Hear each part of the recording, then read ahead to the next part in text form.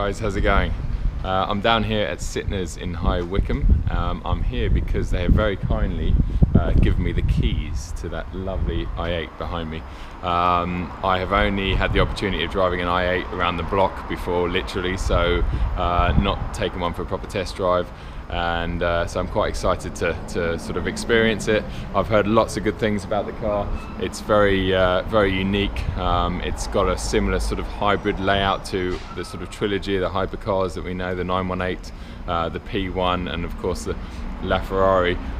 So it runs on a 1.5 turbocharged engine, which I think derives from a Mini Cooper S, and I think that puts out about 230 brake horsepower, and then it's got an electric motor driving the front wheels, giving it a total output of about 360 brake horsepower.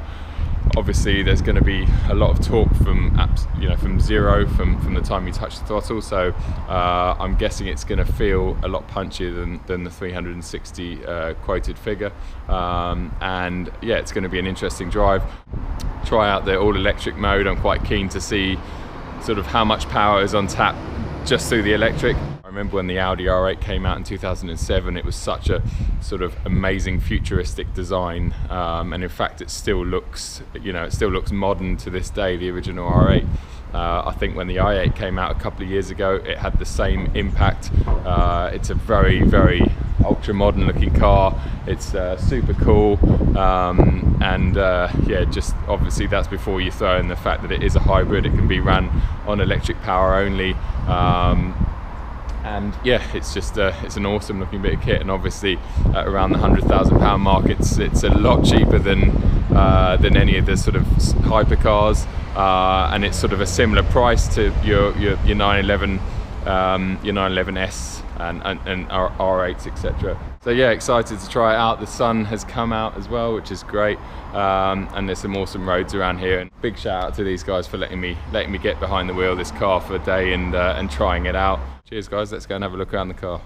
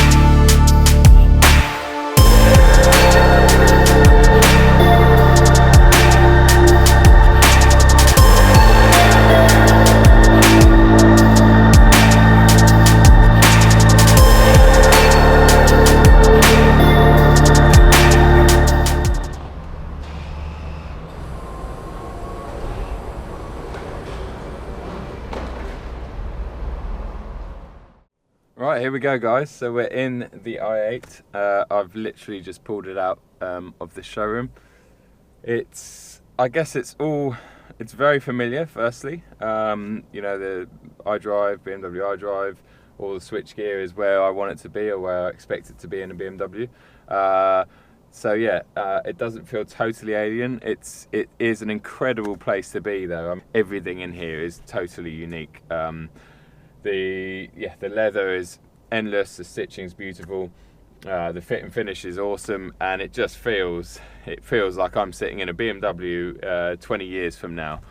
All the controls are very clear in front of me, and the seats are extremely comfortable and supportive. They do remind me a bit of sort of I guess the seats you get in the M3s and the M4s, but again they are unique to this model.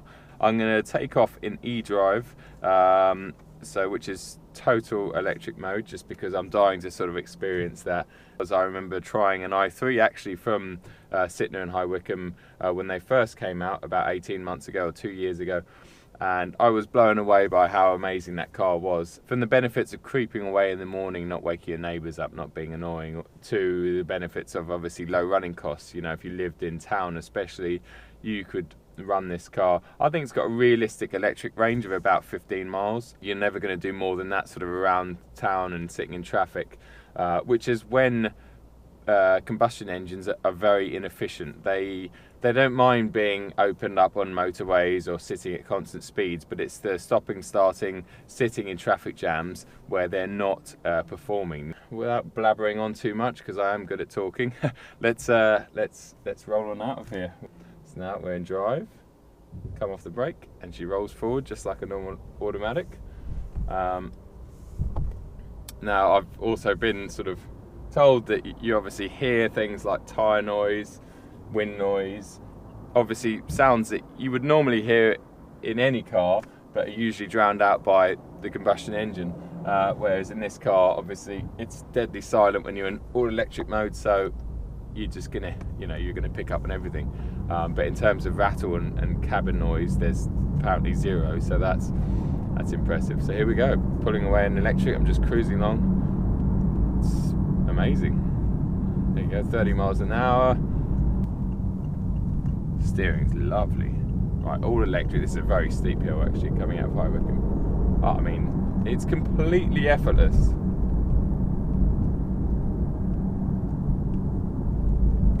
The steering's lovely, really nicely weighted actually, really nicely weighted. I'd go as far as saying in this first kilometre that the actual steering weight and feel is better than any BMW that I've driven, including my M2. Right, so now we're into a 40 zone. Let's stick it into sports. Let's come out the all electric. So the engine's just started there without any fuss. Didn't even hear it turn over. It just all of a sudden it's come to life.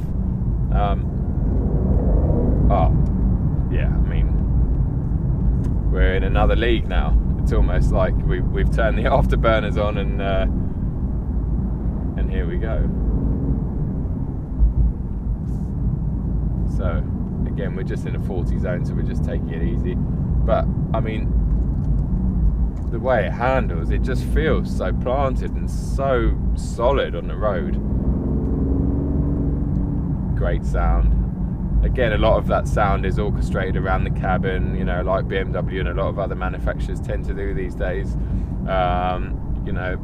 Turbos quietening the engine.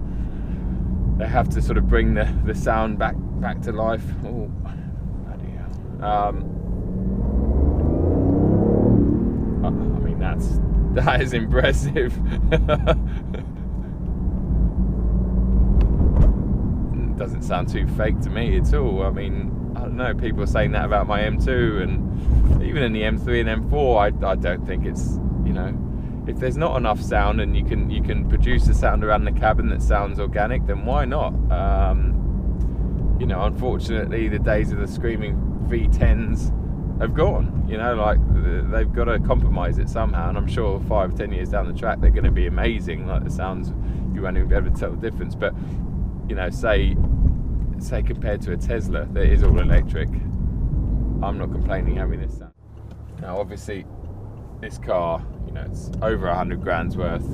It's Sytner High Wycombe's, and I promise them I'm not going to sort of abuse the car too much, because it is their demo and it's a lot of money, and also I'm trying to build up a really good relationship with these guys, so they give me a few cars. So I'm not going to drive like a complete loon like I sometimes do, but I'm going to also use this car how it should be used. I mean, instantly it's amazing. The small throttle responses are just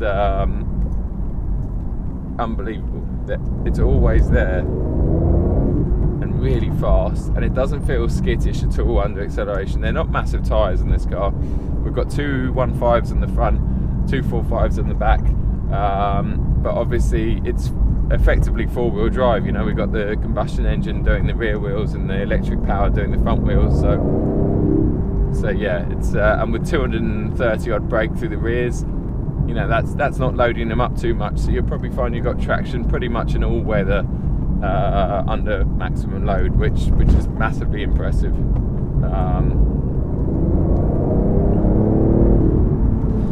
Yeah, that's quick.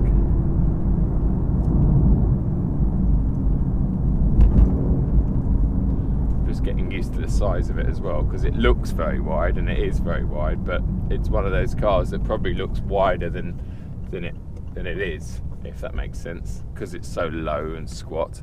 And this is a great bit of road down here, so I'm in sports now, so I can come out. There's a few different modes in this car. If you're used to BMWs, then it will be fairly familiar. Now, the sport mode in this car, unlike other BMWs that are down here on the configurator, the sport mode is selected by just pushing the lever over into sports. On the actual configurator button, we've got Eco Pro, which will, I guess, try its best to knock it back into all electric, which I'm in now. So you actually, the engine cuts in and out so smoothly that you have to, you know, it takes a bit of getting used to. So I'm in Eco Pro now, so that's obviously utilising the battery as much as possible and keeping the combustion engine shut out. I go into comfort, and that's going to be a combination. So electric, give a bit more, and there's the petrol engine. I mean, again, that just cut in so smoothly. It really did.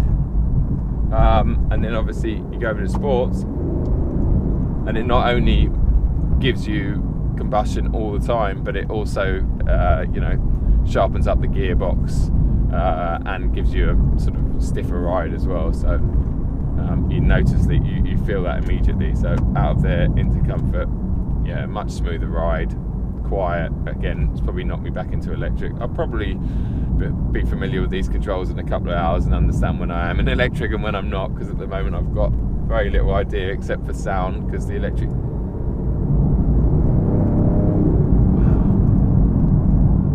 incredible machine, absolutely incredible.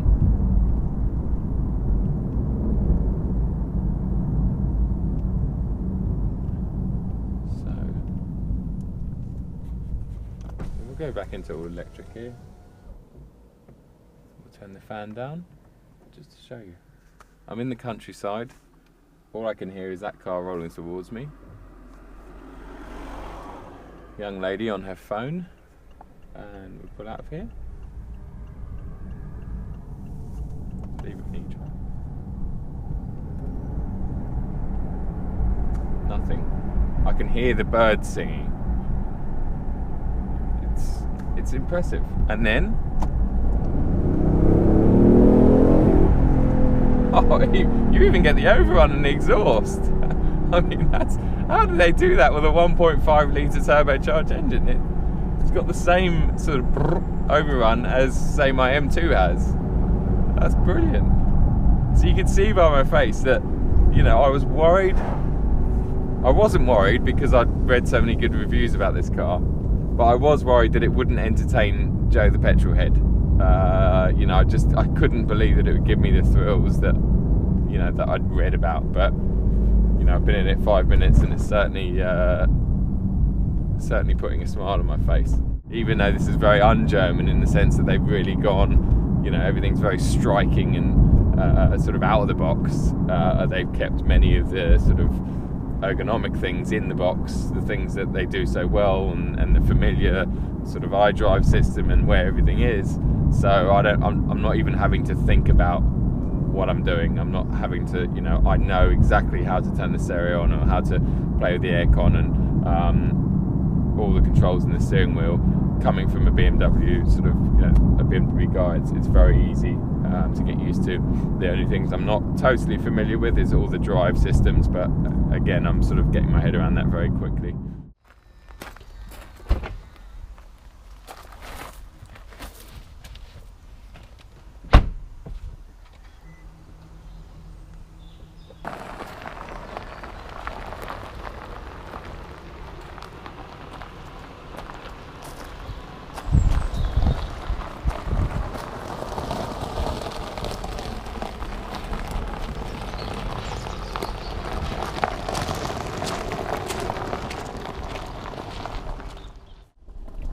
Right, so I got my buddy Will in the car, as you all know. Will, who used to be quite camera shy, is getting better with age. Yeah, with each video, maybe. With each video, but saying that, so am I. Will's first time in the i8. He obviously you've seen quite a few at Slades and stuff, sat in them. Yeah, so I just thought it'd be nice to just get someone else, a proper driver, in the car with me to sort of experience this. Give you guys a bit of a nice bit of a bump there, isn't it? A bit off-roading. So we'll start in all-electric mode. You can basically override, so it doesn't have a sports function down here on the Eco Pro. It only has, on the configurator. It has Eco Pro, which obviously is the most efficient, so it's electric all the time. And then Comfort, which is a combination of both. And then when you whack it over into sports, the engine kicks in. So we're going along in full Eco at the moment.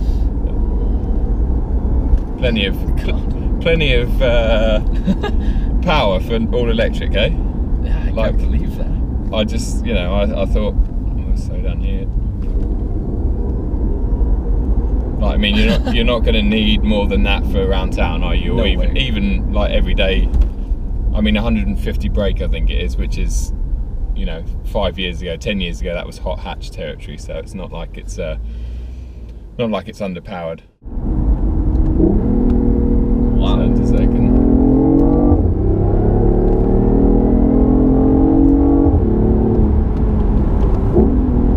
Good sound though, no? Yeah, definitely. Like, I knew it was going to sound decent, but to me that sounds like a proper M car almost. Like it's it might be piped around the cabin as BMW say it, or as people say it is, but it's not a fakery sound. I think it sounds quite organic and to think that's a 1.5. That's unbelievable. And the noise, you're right. The noise is a lot better than I thought it would be. The noise is great, isn't it? And the handling's very balanced. I wouldn't say it's as, I mean, I haven't pushed it. I'm not allowed to because it's an expensive car and I'm respecting it more than I do with my cars. But the handling it's very, the steering's amazing. It stays very flat and the handling, it feels great. I mean, it feels every bit BMW as sort of my M car does. It just doesn't feel as playful, which you'd kind of expect. I mean, especially with the four-wheel drive traction as well. We'll put it into fourth now. So fourth, we're doing 1800 revs, and I'll put my foot down, and you can feel that the electric power, and then the turbo kicks in, and then we really start going. It's almost like a simpler version of the P1 idea that you have the torque fill up until when the turbo kicks in. Exactly. That's when I introduced this car. I was saying that it really is like you can't call it cheap because it's £100,000, but it is it's an affordable version of one of those, what do they call them, the trilogy, the super hypercars. Should we get down here and down that little road? Lane? Yeah, let's do that. So first impressions? Yeah, I like it. It's comfortable, isn't it? The vision, obviously you're not sitting in my seat, but I parked it earlier on at Waitrose and I couldn't believe how easy, aside from the rear view camera and the surround view and all the rest of it, the mirrors, the rear view vision sort of mirror, I can see out of it so easily. No, I'm definitely a fan. We'll do an E launch and I'll just talk you through the numbers. Ready and go. So we've got 10, 20, 30, 40, 50, 60. That's as fast as I can go along here, I think. Yeah. But yeah, so that's an E launch. So this is full power, so this is electric, and I don't even need to hold it on the brake really, do I? Because it's all there. But anyway, yeah, it should be straight away. So let's do a 0 to 60 again and go. Oh, it bogged down a bit there. 40, 50, 60, no, that's it, 60. No, thank you, Joe. Thanks, Will. This was well, good. Thank you for being a good sport as usual. And at least this time I couldn't really scare you because I wasn't allowed to. Yeah. I am really not looking forward to the next one when you can. Yeah, maybe in the M3 they will let me scare you. I'll ask him. But yeah, cool. Thanks, Will. Oh, I'll just leave me hanging. Yeah, that's cool. So instant power. Instant.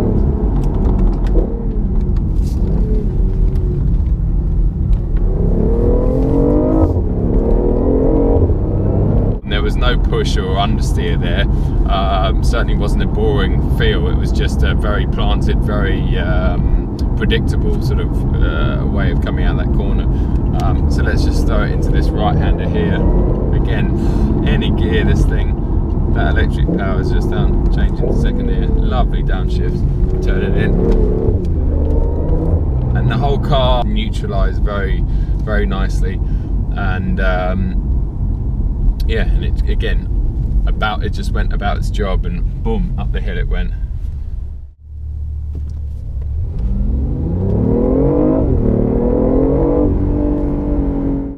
I picked up a passenger. This is Gemma, who is a bit camera shy, even though she spends most of her life in front of the camera. But she's in the process of setting up her own blog channel. What's it called? Vlog. Vlog? And what's the channel called? In my knickers. In my knickers. Yeah, so you get the idea. What do you think? Wow. Nice. It's nice. It's only a GoPro, it's not going to bite. I know. Are you really hot? That's nice. I've got the seat heating on. Oh, you got the seat heating on. It's like 23 degrees outside and I'm feeling like I'm in a sweatbox, and you've got the seat heating on. Well, there you go.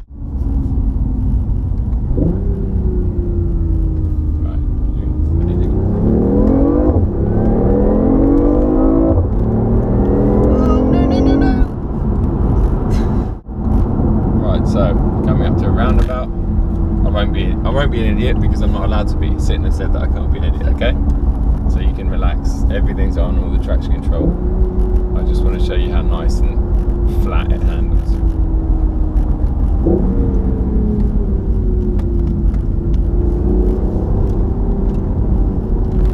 See how flat it stays? Just give it a little bit up here.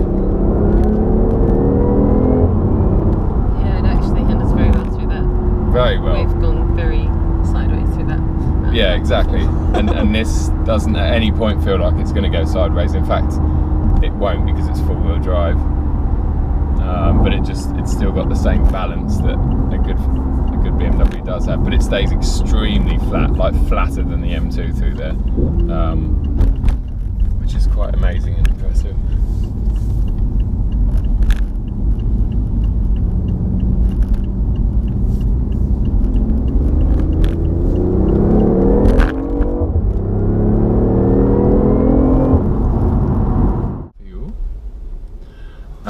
But thank you very much, Gem, for coming out on the drive. I'm sorry that you're so shy. Hopefully you'll become less so, and you can be part of my videos more. And I'm sure my viewers will appreciate sort of the eye candiness of Gem.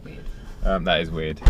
Right, so my day with the i8 has unfortunately come to an end. I'm just about to drop it back to Sytner High Wycombe. Again, I can't thank those guys enough. They sold me my 7 Series about 18 months ago, and they're a great bunch of guys. They're a massive dealership, and close enough to London that people that live in London should make the effort and actually go and see them, because you get a lot better service. I find the minute you step outside of the M25, dealerships tend to actually make more of an effort and appreciate your business. So go and see those guys. I deal with Alex there. I'll put a link to his email below, so any sales inquiries, speak to him. He's great. He will he'll sort you out where he can. He's very honest, and I know from personal experience and through friends of mine that he will spend as much time as you want him to spend on a car. He's not going to try and push you into a sale immediately. So any questions or queries or pricing ups you need, just drop him a line. Real nice bloke. I've experimented around with all the modes. I feel very at home with the car now. I think it's an exceptional car. I'd say its plus points are well, I was going to say economy. You're never going to get that 135 mile to the gallon claimed. So I think in real world, if once you're used to the car and if you're using it sort of at a soft pace, I reckon you could probably average close to 60 mpg, which for a car that's near on got 400 brake horsepower and looks like a supercar, you can't complain those sort of figures. The comfort of the ride is exceptional. It's really good. When you put it into sports, it all firms up and becomes not uncomfortable, but obviously more like a sports car. So in comfort, it's very GT car, and you could do some seriously long journeys in it. yeah, the brakes in it are incredible. The suspension's amazing. It's very planted. It's very stable in corners.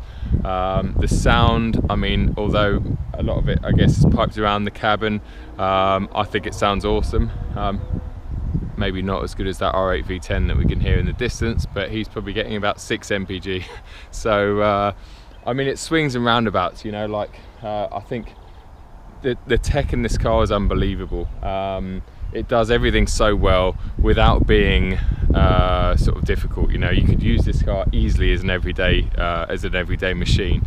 The couple of negatives that I have to talk about, because you know I'm doing an honest review. I think number one is the boot space, or the lack of boot space. I'll just show you here that you can literally let's just lift this up. That's it there. I mean, you could get like a large, or maybe a couple of medium-sized holdalls in there. Certainly no suitcase or golf clubs. But saying that, it's a 2+2, so you know the rear seats, again, they would only really fit kids or adults that are very squash with smaller adults in the front. But you could just put, you know, you can put your bags and stuff in there, and there's actually quite a lot of room.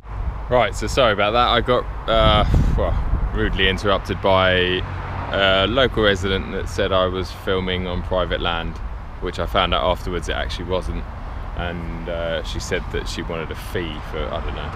Anyway, so yeah, so the car is amazing. The downsides, that's where I was, the downsides of the boot, as I just showed you before, and the other downside is getting in and out of the car. Now, you know, I'm a 36-year-old reasonably fit guy. I'll try and demonstrate while we're on camera.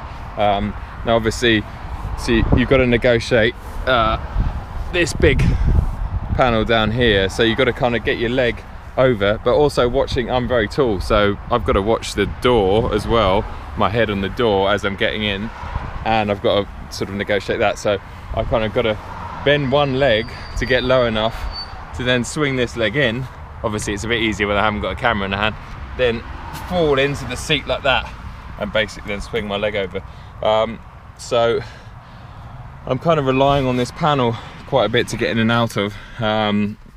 Once you're in, it's beautiful, comfortable, lovely, really nice place to be, really nice place to sit. There you go. In the back, you can see with me driving, at least you'd get a very, very small kid in the back. But saying that, you know, child seat you'd get in there, and also excess luggage space, really. You know, you could pile a few big bags in there if you're going on a road trip with no issues. So I guess that's like a Porsche 911, you've got that as excess luggage space, really. But yeah, so you could use this car for anything and everything. It's free to tax. You know, company car tax I think is ridiculously low on it. Running costs, as I've said, are fantastic. Yeah, I can understand why this car is now an alternative to many other sort of R8s and 911s, you know, a number of cars in that sort of price bracket. It's an alternative car. They're never going to sell as many as say Porsche do with the 911. It certainly makes a lot more sense now that I've spent a lot of time in the car and I've experienced it. Thanks again, Sytner High Wycombe.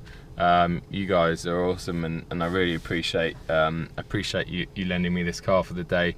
And on top of that, I've actually left my 7 Series with them, and they're sorting out a small warranty issue, which is just brilliant. I mean, talk about killing 2 birds with 1 stone. Right, we're arriving back at Sytner High Wycombe,